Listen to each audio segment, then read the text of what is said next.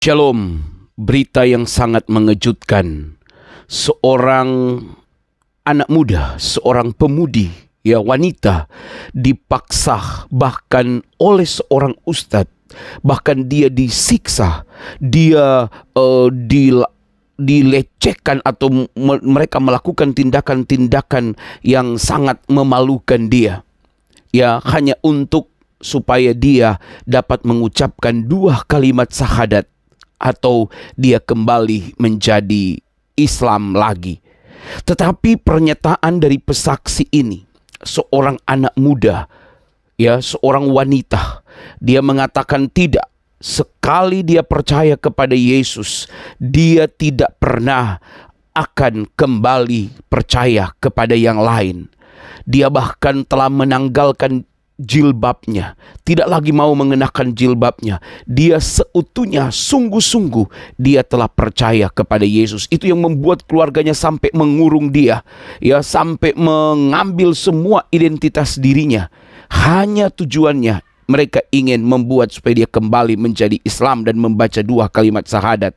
Namun dengarkan sendiri pernyataan dari seorang wanita muda ini. Selamat menyaksikan. Gitu kan. Bahkan ada satu ustadz yang sempat memaksa saya waktu itu untuk mengucapkan 2 kalimat syahadat gitu kan. Jadi orang tua saya saat itu seorang pejabat gitu ya di kota saya, dan kebetulan juga petinggi di kota saya saat itu adalah keluarga saya. Mereka pun memperlakukan saya seperti orang yang sakit gitu kan, karena mereka pikir saya ini sudah disantet. Saat itu saya dibawa ke para ustadz dan orang pintar. Saya dimandikan dengan air kembang gitulah ya. Dan harus minum air yang sudah dibacakan ayat sebelumnya.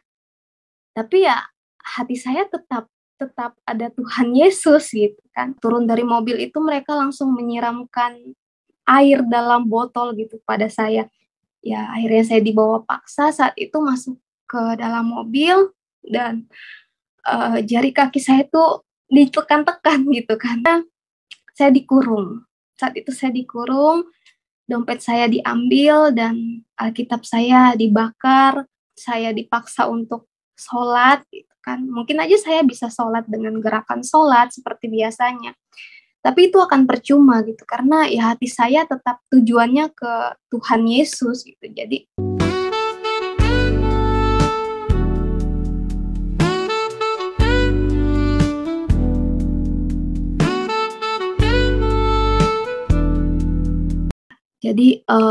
orang tua saya saat itu seorang pejabat gitu ya di kota saya, dan kebetulan juga petinggi di kota saya saat itu adalah keluarga saya, yang pastinya membuat orang tua saya ini malu gitu kan kepada semua keluarga kalau tahu anaknya ini murtad gitu kan. Nah, dan yang saya tahu pengacara yang dibawa oleh orang tua saya ini juga adalah pengacara dari keluarga saya ini yang petinggi di sana gitu kan. Ada satu ayat yang menyentuh hati saya gitu ya. Ini saya akhirnya memutuskan lepaskan jilbab saya. Jadi sebelumnya saya memang berjilbab gitu ya. Tapi ketika kita bekerja di satu kantor, saya sempat mengenalkan beliau kepada keyakinan saya gitu. Jadi di kantor itu ada musola gitu kan. Waktu itu saya mau sholat. Saya sempat mengajak beliau untuk sholat itu, cuman dia juga tidak menanggapi dengan serius waktu itu gitu.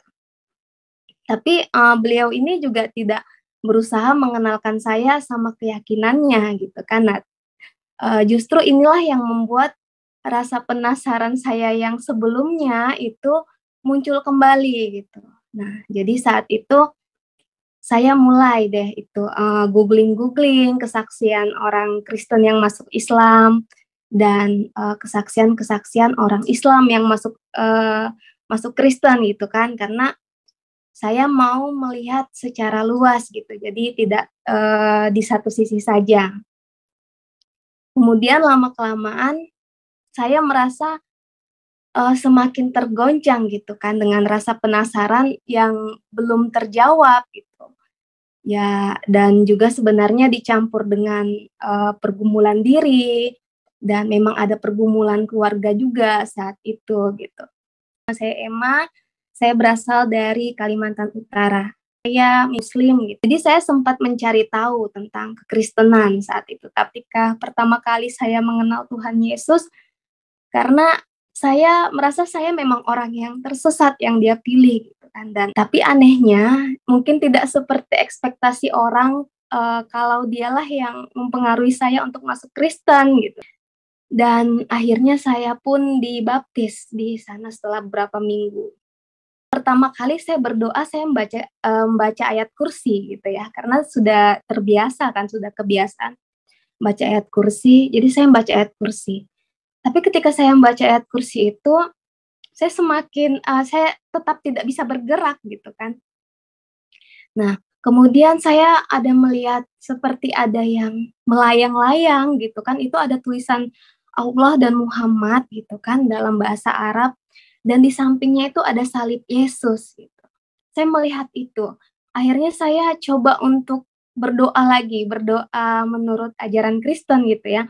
Ya tapi saya waktu itu kan belum terbiasa ya untuk berdoa secara Kristen. Jadi ya dengan bahasa saya aja gitu. Saya coba berdoa dan puji Tuhan saat itu saya langsung seperti terlepas gitu kan. Seperti terlepas dan orang tua ya marah.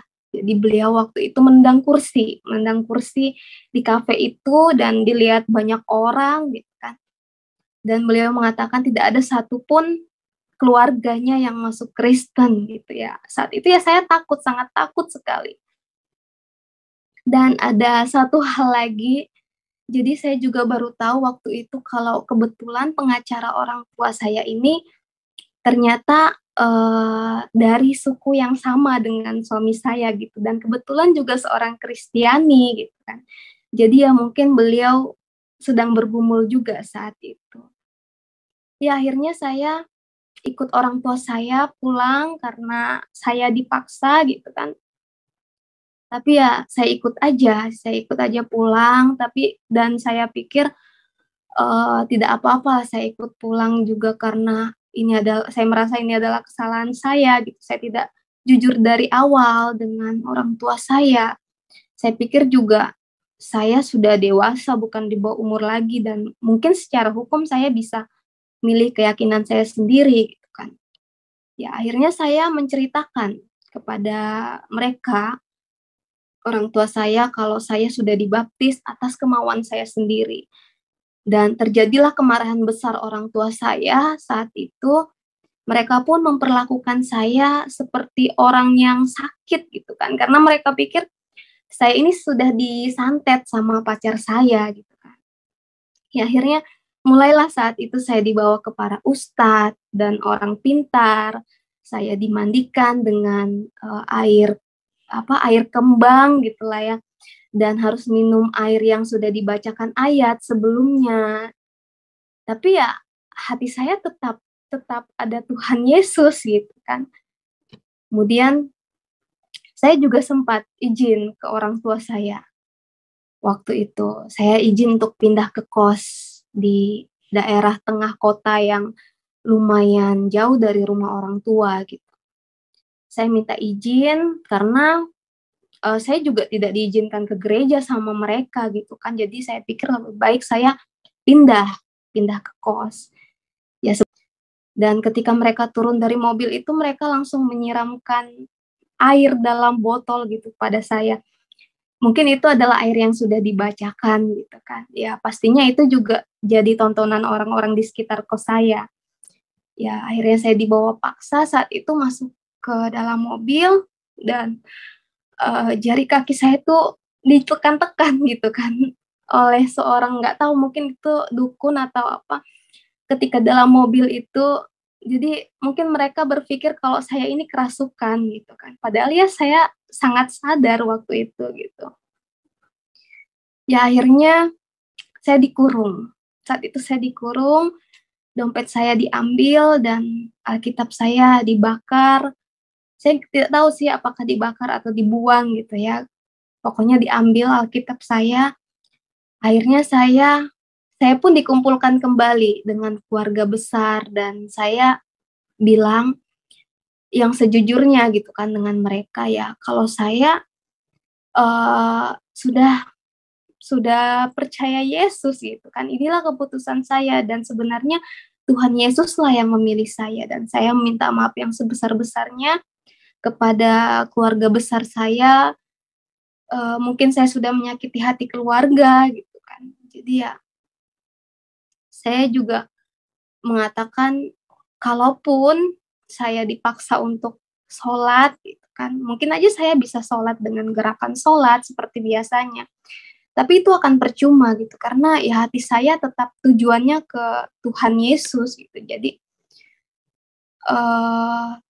teruslah upaya-upaya mereka gitu kan. Bahkan ada satu ustadz yang sempat memaksa saya waktu itu untuk mengucapkan 2 kalimat syahadat gitu kan.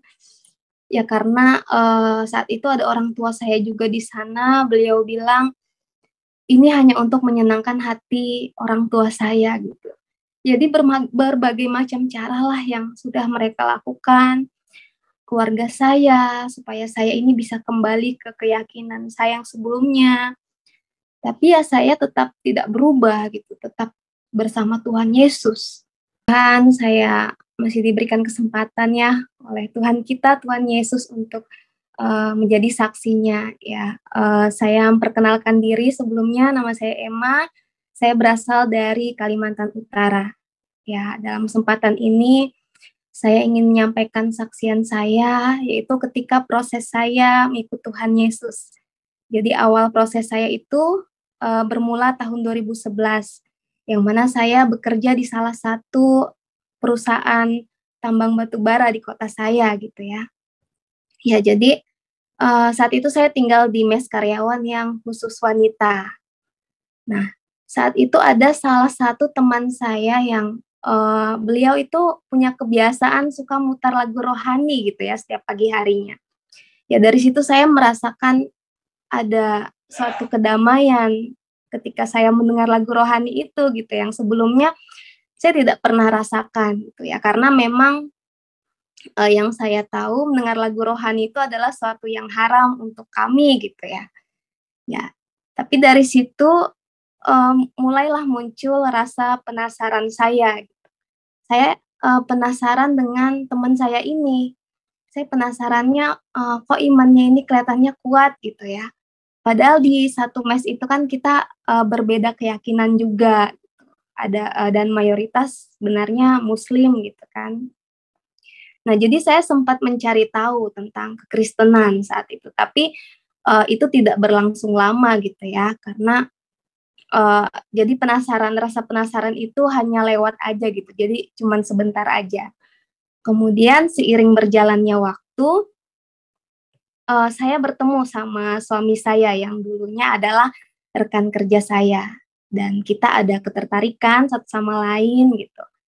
Tapi dia juga tidak lama bekerja di perusahaan kami gitu kan, karena dia lebih dulu resign dari saya. Tapi saat itu ketika kita bekerja di satu kantor, saya sempat mengenalkan beliau kepada keyakinan saya gitu. Jadi di kantor itu ada musola gitu kan. Waktu itu saya mau sholat. Saya sempat mengajak beliau untuk sholat gitu. Cuman dia juga tidak menanggapi dengan serius waktu itu gitu. Tapi beliau ini juga tidak berusaha mengenalkan saya sama keyakinannya gitu kan. Nah, justru inilah yang membuat rasa penasaran saya yang sebelumnya itu muncul kembali gitu. Nah, jadi saat itu saya mulai deh itu googling kesaksian orang Kristen yang masuk Islam dan kesaksian-kesaksian orang Islam yang masuk Kristen gitu kan, karena saya mau melihat secara luas gitu, jadi tidak di satu sisi saja. Kemudian lama-kelamaan saya merasa semakin tergoncang gitu kan dengan rasa penasaran yang belum terjawab gitu.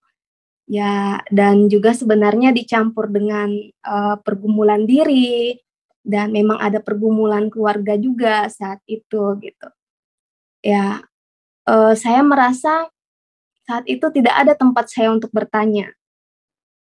belum ada yang saya bisa percayai, bahkan orang tua saya gitu kan, karena ya saya takut mereka marah gitu.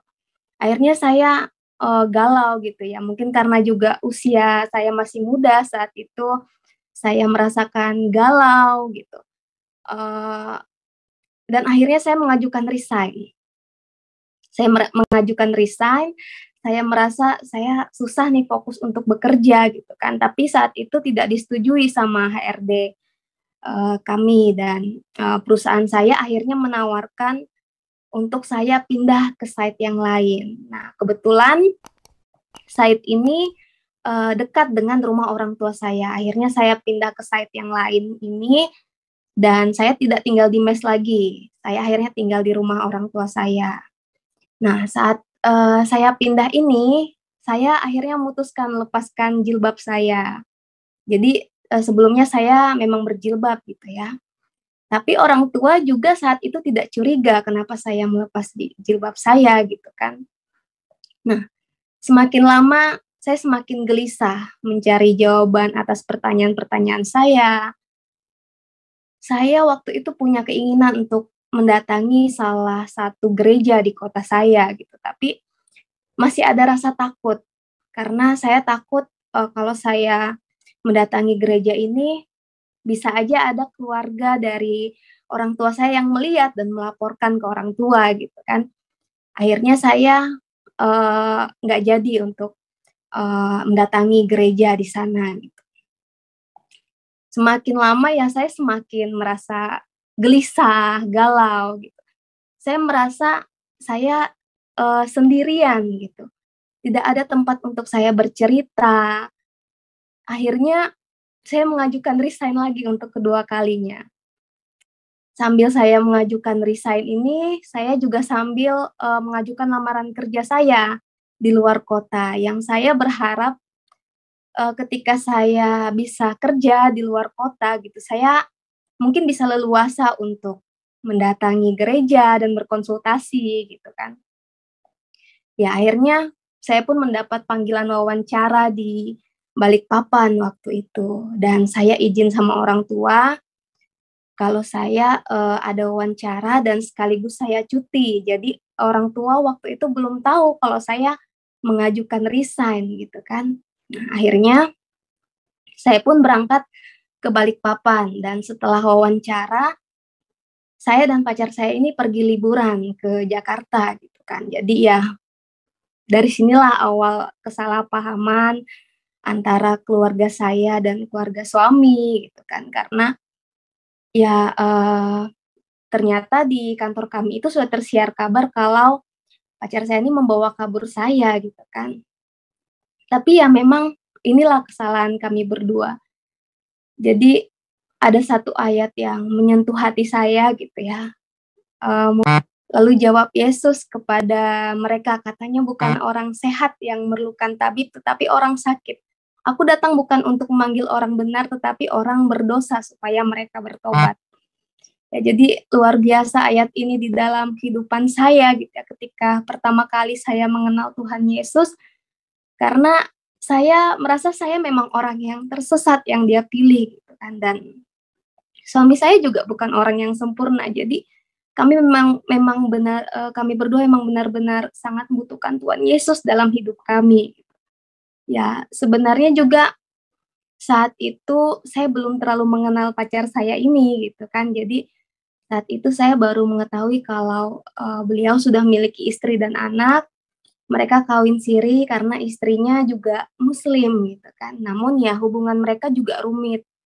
Karena pacar saya ini tetap dengan keyakinannya masih, kepada Tuhan Yesus gitu kan. Dia tidak bisa ikut ke istrinya itu gitu.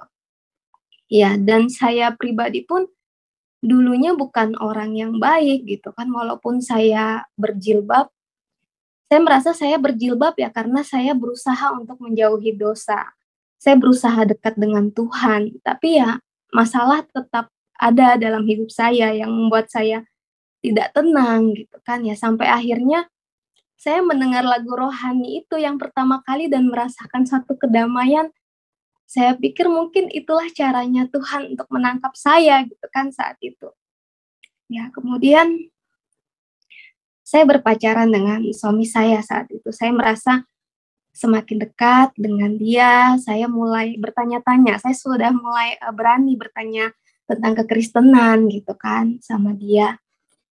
Tapi anehnya, mungkin tidak seperti ekspektasi orang kalau dialah yang mempengaruhi saya untuk masuk Kristen gitu kan.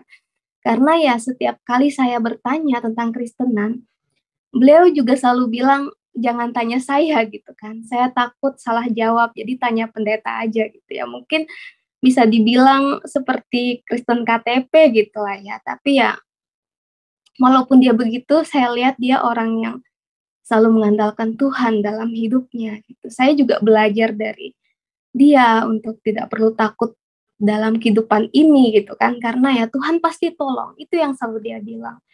Dia juga, bercerita tentang hidupnya di dalam pekerjaannya gitu, yang mana yang namanya swasta kan, tidak pasti ya pekerjaannya. Tapi setiap kali, kontrak gitu ya, kontrak itu habis, ada saja, perusahaan yang lain yang mempekerjakan dia gitu. Jadi dia juga bersaksi kepada saya gitu, luar biasa pertolongan Tuhan dalam hidupnya. Ya puji Tuhan sampai saat ini pun sedikit banyaknya dia juga ikut membantu perekonomian keluarga saya gitu ya, puji Tuhan. Ya, lanjut, cerita saya itu kemudian akhirnya dia memberikan referensi, karena dia tidak bisa menjawab pertanyaan saya gitu ya. Akhirnya dia memberikan referensi untuk konsultasi di salah satu gereja di tempat dia bekerja gitu kan. Nah, jadi saat itu saya menghubungi tim pelayanan di gereja tersebut dari informasi buletin yang, dia berikan kepada saya gitu kan. Jadi saya sempat berkonsultasi waktu itu selama seminggu dengan gembala gereja di sana dan sempat mengikuti kegiatan-kegiatan pemuda gereja juga di sana, dan akhirnya saya pun dibaptis di sana setelah beberapa minggu. Dan, ada pengalaman yang saya sempat alami yang mungkin saya mau bagikan ketika saya, beberapa hari sebelum dibaptis gitu ya. Jadi waktu itu saya sedang tidur gitu kan, saya sedang tidur, saya, merasa saya tidak bisa bergerak gitu. Jadi saya tidak tahu saat itu apakah saya mimpi atau ketindihan gitu kan ya, ketindihan itu seperti kita sadar tapi tidak bisa bergerak gitu. Jadi saya merasa seperti itu, akhirnya saya berdoa. Waktu itu pertama kali saya berdoa, saya membaca ayat kursi gitu ya, karena sudah terbiasa kan, sudah kebiasaan baca ayat kursi, jadi saya membaca ayat kursi. Tapi ketika saya membaca ayat kursi itu, saya tetap tidak bisa bergerak gitu kan. Nah, kemudian saya ada melihat seperti ada yang melayang-layang gitu kan, itu ada tulisan Allah dan Muhammad gitu kan dalam bahasa Arab, dan di sampingnya itu ada salib Yesus gitu. Saya melihat itu, akhirnya saya coba untuk berdoa lagi, berdoa menurut ajaran Kristen gitu ya. Ya tapi saya waktu itu kan belum belum terbiasa ya untuk berdoa secara Kristen, jadi ya dengan bahasa saya aja gitu, saya coba berdoa dan puji Tuhan saat itu saya langsung seperti terlepas gitu kan, seperti terlepas dan bangun, sadar bisa bergerak lagi. Jadi itu yang pengalaman yang pernah saya alami gitu. Kemudian ya akhirnya saya dibaptis gitu dan sebenarnya setelah dibaptis itu saya belum 100% mengalami Tuhan gitu ya. Jadi saya terus diproses sama Tuhan, kemudian ya, selama di sana, di tempat saya dibaptis ini, saya matikan ponsel. Saya matikan ponsel saya, yang pastinya membuat orang tua saya ini khawatir gitu ya, ditambah lagi mendengar kabar yang tidak baik dari kantor saya, sehingga mereka marah besar lah gitu kan ya, yang tersiar kabar kalau saya dibawa lari oleh pacar saya gitu kan. Dan akhirnya mereka mencari saya dan membawa pengacara untuk menemui keluarga pacar saya ini. Ya, Jadi, orang tua saya saat itu seorang pejabat gitu ya di kota saya dan kebetulan juga petinggi di kota saya saat itu adalah keluarga saya, yang pastinya membuat orang tua saya ini malu gitu kan kepada semua keluarga kalau tahu anaknya ini murtad gitu kan. Nah, dan yang saya tahu, pengacara yang dibawa oleh orang tua saya ini juga adalah pengacara dari keluarga saya ini yang, petinggi di sana gitu kan.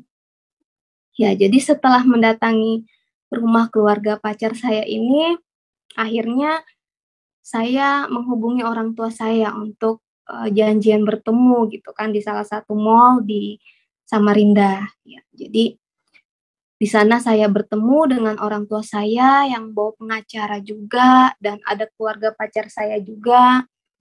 Kami bertemu di salah satu kafe di mall tersebut, saat itu ayah saya marah besar gitu kan, karena, ya wajarlah orang tua ya marah. Jadi beliau waktu itu menendang kursi di kafe itu dan dilihat banyak orang gitu kan. Dan beliau mengatakan tidak ada satupun keluarganya yang masuk Kristen gitu ya. Saat itu ya saya takut, sangat takut sekali. Dan ada satu hal lagi, jadi saya juga baru tahu waktu itu kalau kebetulan pengacara orang tua saya ini ternyata, dari suku yang sama dengan suami saya gitu dan kebetulan juga seorang Kristiani gitu kan.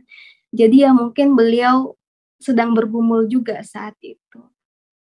Ya akhirnya saya ikut orang tua saya pulang karena saya dipaksa gitu kan. Tapi ya saya ikut aja pulang tapi dan saya pikir, tidak apa-apa saya ikut pulang juga karena saya merasa ini adalah kesalahan saya gitu, saya tidak jujur dari awal dengan orang tua saya. Saya pikir juga saya sudah dewasa bukan di bawah umur lagi dan mungkin secara hukum saya bisa milih keyakinan saya sendiri gitu kan.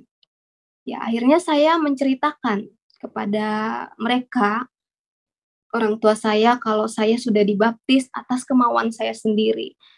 Dan terjadilah kemarahan besar orang tua saya saat itu, mereka pun memperlakukan saya seperti orang yang sakit gitu kan, karena mereka pikir saya ini sudah disantet sama pacar saya gitu kan. Ya akhirnya mulailah saat itu saya dibawa ke para ustadz dan orang pintar, saya dimandikan dengan, air kembang gitulah ya, dan harus minum air yang sudah dibacakan ayat sebelumnya. Tapi ya hati saya tetap tetap ada Tuhan Yesus gitu kan. Kemudian saya juga sempat izin ke orang tua saya waktu itu. Saya izin untuk pindah ke kos di daerah tengah kota yang lumayan jauh dari rumah orang tua gitu. Saya minta izin karena, saya juga tidak diizinkan ke gereja sama mereka gitu kan. Jadi saya pikir lebih baik saya pindah pindah ke kos. Ya sebenarnya saya tidak diizinkan gitu kan untuk pindah ke kos, tapi ya saya mulai nekat memindahkan barang-barang saya. Nah, ketika saya mulai bersih-bersihkan di kos ini, datanglah orang tua saya waktu itu yang, sebelumnya saya pikir mereka mungkin mau mengunjungi saya aja gitu kan. Jadi, ya saya sambut mereka, saya beritahu tempat kos saya sambut mereka, tapi saya kaget ketika saya turun ke parkiran gitu ya, saya sudah melihat, ada 2 mobil. Ternyata orang tua saya membawa keluarga besar kami gitu kan. Dan ketika mereka turun dari mobil itu mereka langsung menyiramkan air dalam botol gitu pada saya. Mungkin itu adalah air yang sudah dibacakan gitu kan. Ya pastinya itu juga jadi tontonan orang-orang di sekitar kos saya. Ya akhirnya saya dibawa paksa saat itu masuk ke dalam mobil dan jari kaki saya tuh ditekan-tekan gitu kan, oleh seorang nggak tahu mungkin itu dukun atau apa, ketika dalam mobil itu. Jadi mungkin mereka berpikir kalau saya ini kerasukan gitu kan, padahal ya saya sangat sadar waktu itu gitu. Ya akhirnya saya dikurung, saat itu saya dikurung, dompet saya diambil dan Alkitab saya dibakar. Saya tidak tahu sih apakah dibakar atau dibuang gitu ya. Pokoknya diambil Alkitab saya. Akhirnya saya kabur lagi untuk kedua kalinya. Saya kabur, saya kembali ke kota tempat saya dibaptis, dan saya tinggal di rumah orang tua angkat saya di sana saat itu. Ya, jadi tahun 2013 itu saya menikah dengan pacar saya ini. Kami minta tolong untuk dinikahkan di sana karena saya juga hamil gitu. Saat itu keluarga kami masing-masing tidak ada yang menyetujui gitu kan. Jadi ya memang keadaan saat itu memang sulit. Kami pun menikah ya apa adanya karena tidak punya modal. Jadi kami pun membeli cincin kawin yang paling murah saat itu gitu kan. Kemudian ya setelah menikah, saya tinggal dengan orang tua angkat saya, sementara suami bekerja di Samarinda saat itu. Jadi kami berpisah sementara suami bekerja di Samarinda, saya di tempat saya dibaptis itu adalah di daerah Kubar gitu ya. Saya tinggal di sana bersama orang tua angkat saya, yaitu karena kami masih takut gitu dengan orang tua saya yang masih mencari-cari saya. Jadi lebih baik kita berpisah sementara. Jadi selama saya tinggal bersama orang tua angkat saya, puji Tuhan saya banyak sekali dibantu oleh pemuda gereja, jemaat, gembala, dan hamba-hamba Tuhan di sana. Bahkan saya tidak membawa pakaian yang banyak saat itu gitu kan. Tapi itu diberikan pakaian oleh kakak-kakak pemuda di sana. Ya mungkin di sini juga ada kakak yang hadir ya melalui Zoom ini. Ya puji Tuhan mereka mau menerima saya yang dulunya adalah orang asing gitu. Kami memang dulunya ya emang tidak terbuka sepenuhnya gitu kan pada mereka, dan mereka juga belum tahu sepenuhnya keadaan kami, tapi ya luar biasa kasih Tuhan melalui mereka itu sehingga mereka mau mengurus pernikahan kami. Bahkan dulu orang tua angkat saya juga pernah menawarkan kepada saya untuk menyekolahkan saya teologi gitu kan. Ya tapi saya tidak bisa terima tawaran tersebut karena keadaan juga. Tapi puji Tuhan kemarin saya sempat diikutkan program Share It itu dari gereja di tempat kami beribadah saat ini gitu. Itu adalah pelatihan penginjil gitu ya. Untuk umum sepertinya itu waktu itu dibuka ya. Jadi tidak bisa saya lupakan kebaikan-kebaikan mereka kepada saya, dan belum bisa juga saya membalasnya gitu. Jadi mungkin ini bisa jadi momen kesempatan saya juga untuk menyampaikan terima kasih yang sebesar-besarnya gitu ya kepada mereka, sekaligus permohonan maaf kalau sudah merepotkan selama saya di sana gitu ya. Dan saat itu juga ada teman kuliah saya juga di sana yang membantu saya, dan teman kuliah saya ini tahu betul gitu ya kalau saya ini muslim ketika kita kuliah sama-sama. Saya juga berjilbab. Jadi ya ketika beliau tahu saya di sana dan dibaptis di sana, juga beliau membantu saya selama di sana gitu ya. Ya, setiap harinya saya selalu berdoa lah sama Tuhan, semoga hubungan saya dengan keluarga di sana gitu ya, tempat saya dibaptis ini selalu baik, saling menguatkan dalam Tuhan. Ya, cuman Tuhanlah yang mampu membalas kebaikan-kebaikan mereka pada saya selama di sana. Ya, jadi setelah lama tinggal dengan orang tua angkat saya memutuskan untuk menghubungi kembali orang tua kandung saya waktu itu. Ya, jadi saya minta tolong sama orang tua angkat saya mau menghubungi orang tua kandung saya karena saya merasa saya bingung gitu kan. Saya bingung dengan kehidupan saya yang sedang hamil tapi tidak bisa bersatu juga dengan suami. Jadi saya pikir saya ingin sekali memperbaiki kembali hubungan dengan orang tua kandung saya supaya tidak ada ketakutan lagi antara saya dan suami gitu kan. Ya, saya berharap mungkin saja ketika orang tua kandung saya tahu kalau saya hamil, dan sudah menikah, maka mereka mau berbesar hati menerima kami gitu kan.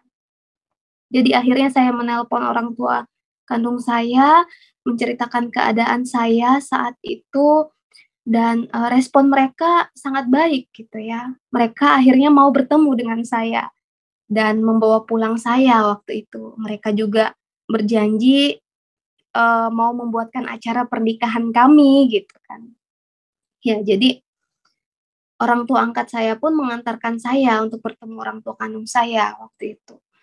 Saya berangkat bersama orang tua kandung saya dan, ternyata saat itu kita tidak kita tidak langsung pulang ke kota saya gitu kan, tapi, mereka membawa saya liburan ke Jakarta waktu itu sama keluarga dan ya ternyata ada maksud lain dari situ gitu. Jadi mereka mau mempertemukan saya ternyata dengan seorang kiai di sana.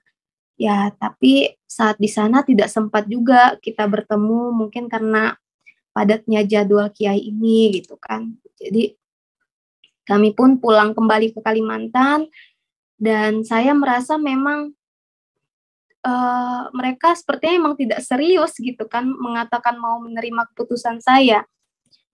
Saya pun dikumpulkan kembali dengan keluarga besar dan saya bilang yang sejujurnya gitu kan dengan mereka ya, kalau saya, sudah percaya Yesus gitu kan, inilah keputusan saya dan sebenarnya Tuhan Yesuslah yang memilih saya dan saya meminta maaf yang sebesar-besarnya kepada keluarga besar saya, mungkin saya sudah menyakiti hati keluarga gitu kan. Jadi ya saya juga mengatakan kalaupun saya dipaksa untuk sholat gitu kan, mungkin aja saya bisa sholat dengan gerakan sholat seperti biasanya. Tapi itu akan percuma gitu, karena ya hati saya tetap tujuannya ke Tuhan Yesus gitu. Jadi, eee, teruslah upaya-upaya mereka gitu kan. Bahkan ada satu ustadz yang sempat memaksa saya waktu itu untuk mengucapkan 2 kalimat syahadat gitu kan. Ya karena, saat itu ada orang tua saya juga di sana, beliau bilang, "Ini hanya untuk menyenangkan hati orang tua saya," gitu. Jadi berbagai macam caralah yang sudah mereka lakukan, keluarga saya, supaya saya ini bisa kembali ke keyakinan saya yang sebelumnya. Tapi ya saya tetap tidak berubah gitu, tetap bersama Tuhan Yesus. Akhirnya saya coba menanyakan kembali, jadi saya masih berharap gitu kan. Saya coba menanyakan kembali sama orang tua saya yang janjinya mau, menikahkan saya gitu sama, suami saya, membuat acara pernikahan kami.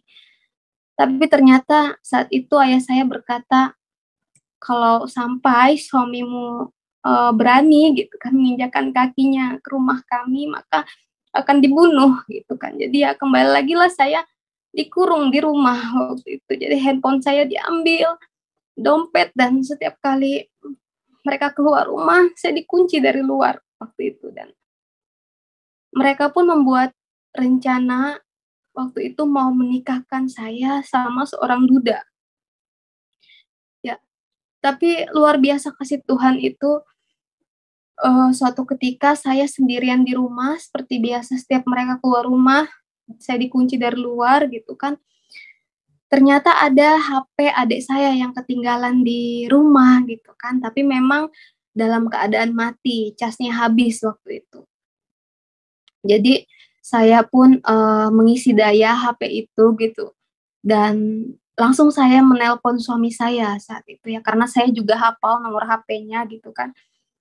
Jadi ketika saya menelpon suami saya ini, saya juga sempat untuk minta nomor, kakak pemuda yang ada di Kubar gitu, saya mau berkonsultasi kepada beliau. Akhirnya saya menelpon beliau, saya menceritakan kalau saya akan dinikahkan dengan seorang duda gitu kan. Tapi ya kakak ini menjawab, apa yang sudah dipersatukan Tuhan tidak bisa diceraikan manusia gitu kan. Dan kita pun sama-sama berdoa saat itu. Ya akhirnya, saya sama suami saya kita buat janji untuk bertemu gitu kan. Dia mau menjemput saya, tapi karena saya tidak punya handphone saat itu untuk bisa kami tetap terhubung, jadinya kami menetapkan waktu dan tempat bertemu saat itu juga gitu. Nah, kita sudah menetapkan waktu dan tempat untuk bertemu di mana, dan tapi saya masih dikurung gitu kan, saya masih belum bisa keluar rumah. Akhirnya saya memutuskan untuk bersandiwara waktu itu. Saya bilang ke orang tua saya kalau saya setuju menikah dengan duda ini, dan saya juga pura-pura sholat gitu kan. Ya, jadi saya melakukan ini supaya saya diberikan kebebasan dan kepercayaan kembali gitu kan sama orang tua saya. Dan ya akhirnya penjagaan mereka pun sudah tidak ketat lagi gitu. Saya sudah boleh keluar rumah, dan saya juga boleh ke tempat saudara saya gitu kan, yang rumahnya memang berbeda dari rumah orang tua. Ya, jadi akhirnya saya pun pergi dari rumah waktu itu. Saya izinnya waktu itu ke rumah saudara saya gitu kan. Tapi sebenarnya saya bertemu suami gitu. Saya pergi menunggu suami di suatu tempat yang sudah kita tetapkan gitu ya. Ya saat itu sih saya ada rasa takut. Saya merasa, apakah bisa nih kita bertemu gitu ya, karena kan saya tidak membawa handphone sama sekali gitu kan. Tapi puji Tuhan kami bisa bertemu dan akhirnya kami berangkat bersama-sama ke Samarinda. Saat itu perasaan saya ya campur aduk gitu kan, antara saya sedih meninggalkan orang tua saya, tapi juga saya, merasa senang gitu kan kalau anak saya ini bisa bersama bapaknya. Dan ada ketakutan juga sih sebenarnya saat perjalanan itu gitu kan, karena memang medan yang kami tempuh ini, jalanan dari Kalimantan Utara ke Samarinda ini kurang lebih 23 jam ya mungkin, karena jalannya juga memang tidak mulus gitu kan, jalannya rusak parah. Jadi sempat ada ketakutan karena kondisi saya juga saat itu sedang hamil 7 bulan gitu kan, tapi ya kami serahkanlah semuanya sama Tuhan Yesus gitu. Ya akhirnya, kami pun tinggal berumah tangga, dan saya tidak berkomunikasi lagi sama orang tua saya saat itu, karena saya masih takut gitu kan, saya masih takut dan trauma juga.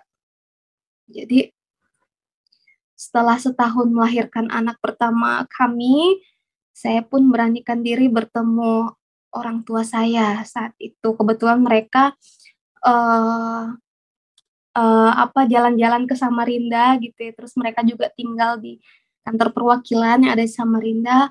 Puji Tuhan hubungan kami lebih baik dari yang sebelumnya gitu ya, sampai saat ini juga sangat baik, walaupun ya kalau saya lihat mungkin masih ada harapan mereka gitu ya terhadap saya dan anak-anak saya untuk kembali ke keyakinan yang sebelumnya gitu ya, itu terlihatlah dari upaya-upaya mereka gitu. Tapi ya inilah prosesnya gitu kan, bahkan sebenarnya pergumulan saya juga tidak hanya sampai di situ, pergumulan rumah tangga juga dan bersama suami juga masih kami alami gitu kan.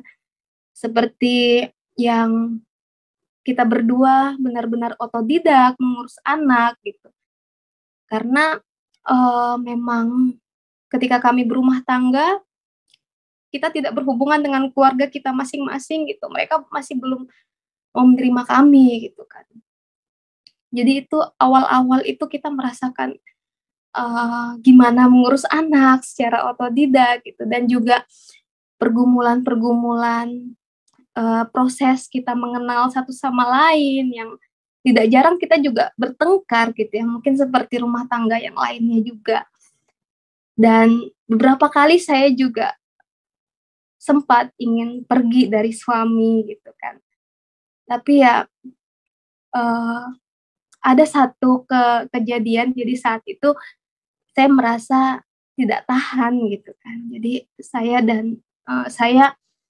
sama suami merasa kita itu berbeda gitu. Ya bisa dibilang mungkin karena saya